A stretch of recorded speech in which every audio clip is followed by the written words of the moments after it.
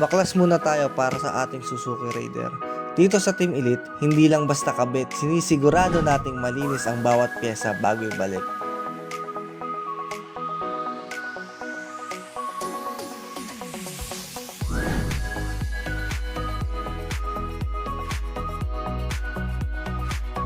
Tingnan nyo yung kapal ng dumi sa front sprocket area.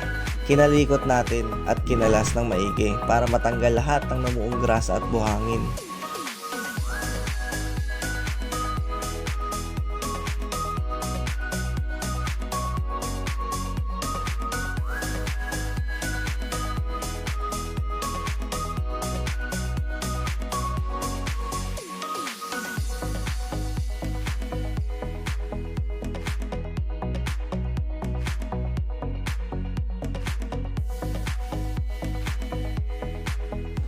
Ayan, parang bago na ulit. Mas tatagal ng buhay ng sprocket at kadena kapag ganito kalinis ang loob ng makina.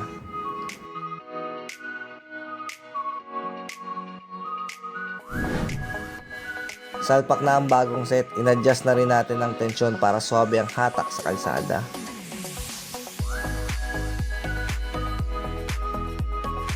Boss, pogi na ulit ang Suzuki Raider mo at siguradong masarap na ulit ang hatak nito sa kalsada. Salamat sa tiwala. Saludo mula sa Team Elite. Ride safe.